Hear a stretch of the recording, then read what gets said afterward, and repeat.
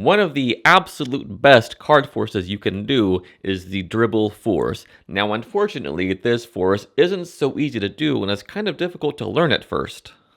So in this video, I'm going to give you my 5 tips on perfecting this force. Let's get into it. So just in case you don't already know, I'll show you what this force looks like. So let's say I wanted to force the Queen of Clubs on somebody. I drop cards like this and have them say stop. Once they do, they take their card, they look at it, and of course it's the Queen of Clubs, our force card.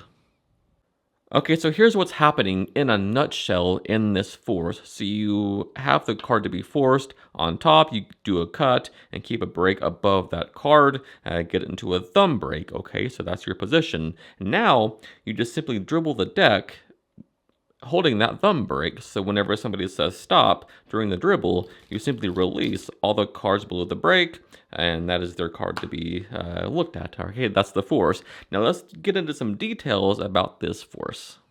Okay, so tip number 1, you want to have a bunch of cards to dribble. Okay, so since they are saying stop, you don't want to have your break down below the deck like this. That would not work. Okay, so if they said stop after that, that wouldn't work. So what I mean, you want to have a break, somewhere in the top portion of the deck. So here's how you can do that. What I always recommend for forces using breaks is instead of simply cutting the deck like this and then going into it, a better idea is to do a jog shuffle first to establish a jog and then get your break. That way there's time delay and nothing seems suspicious, okay? So what I do is I chop off about a third of the deck from the bottom like this, okay? So boom, about a third, in jog 1 on top of that fourth card and shuffle off. Now, this way, my jog now is about a third down from the deck. Okay, so when I want to get my break, I just lift up at the jog like this and get my break, transfer it to a thumb break. Now look at that. I have all these cards about 2/3 of the deck to dribble. Okay, so when they say stop, it doesn't matter. They say stop here, boom, just release all the cards below that break, and then we're there. All right, so here's how to make the dribbling portion a lot easier. One common problem with the dribble force is that sometimes you can miss the break and accidentally dribble more cards than you intended on, right? So here's how to fix that. So when you get your break about, a third down from the deck, what you want to do is use these fingers to sort of pivot this top packet towards the base of your thumb like this. That way, you have sort of a step in the deck, all right? So that little sort of lip there will prevent you from dribbling more cards than you need to, all right? So along with this little step here, this lip, what you want to do is position your thumb at the extreme corner of the deck here, okay? So instead of dribbling here at the middle of the back, you want to position your thumb all the way at the corner like this. That way your thumb is basically straight across the back rather than, vertical like this. So you establish your break, you do the pivot move like this. This is exposed view. It's just that you just squeeze your fingers in like this to get that step, and then you put your thumb on that corner like this. Now, no matter what, you're not going to go past that break because of, number 1, that step, and your thumb being across now. So watch this. They say stop. You'll never go past that break. It's impossible to, because cards can't go past this. It can't go through your thumb.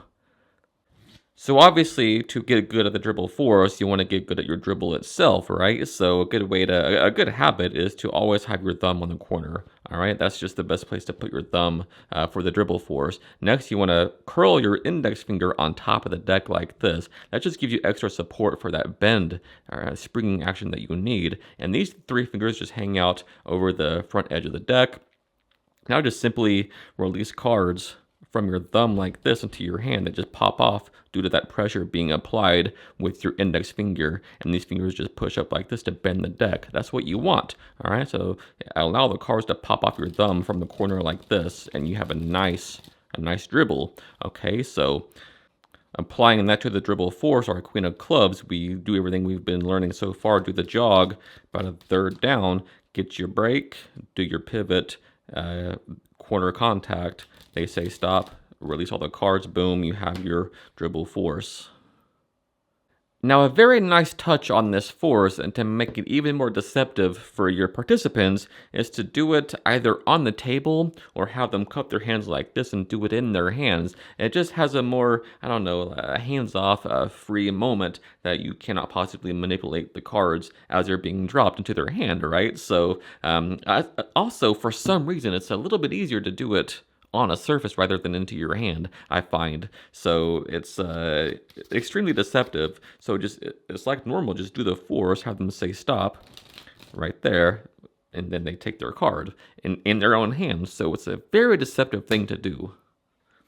To make it even more deceptive, what you can also do is employ the famous pencil dot key card, okay? So what I mean by that, of course, is having the pencil dot in the white corners like this, and then having, of course, the edge mark so you can see it very clearly on the edge there, that little dot on the edge of the deck. Okay, so by doing this, you can have them shuffle before anything even happens, so you can really have them shuffle as much as they want to, and by just glancing down and noting where that edge mark is, you can position that card about a third from the top and say, normally I have somebody just pick a card like this, and then you can see your pencil dot right there on the back of the card, so when you close up, just keep a break above it as you close up. Say, look, normally I have somebody pick a card like this, but today we'll do it a little bit different. I'm just getting a break above that pencil dotted key card, that queen of clubs, right? So they shuffle as much as they want to,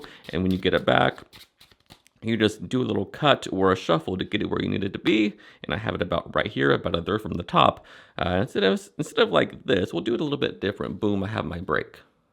Now, using that shuffle with having them hold up their hands, it's just such a great force to use, and there's no way you could possibly control anything, or at least in their minds you can't, by doing it that way. So the final tip for you on this dribble force is to just practice it. I used to suck at this force. I would miss it every time, or at least a lot of the time I would miss it. It was just a hit or miss kind of thing. But using the tips that I've shown you, you can practice it over and over and get it every single time. And it's just one of those forces that always work. And nobody can believe that it's a force card when you do it like this. Say stop, boom, there it is. It's just one of those things that's it's probably my favorite force, and I highly recommend putting it into practice. And I know you can do it. Just stick with it, and you'll be a professional dribble forcer in no time. Alright, so here's a bonus tip for you guys to actually watch the whole video, okay? So this is a self-working dribble force, so no breaks need to be held. Somebody says stop and we'll force that queen of clubs again, okay? So say stop right there. We'll get back to that here in a minute, okay? So blah, blah, blah, blah, blah, blah, time misdirection, boom. We have the card. And so obviously very simple, kind of like the cross-cut force in a way, right? So it's on the bottom of the deck or on top, it doesn't really matter, but I like to have it on bottom. All right, so they say stop, boom, right there, anywhere, no break is held. Do a tapping motion like this and just put it down like this. So that's the bottom card. You just cut the deck, okay? So that's the self-working version of the dribble force, which I love. Alright guys, so as always, thank you so much for taking the time out of your day to watch this video. It truly does mean the world to me. And so if you learned something new and if you got value from this video, do me a huge favor and hit that like button and sub to the channel.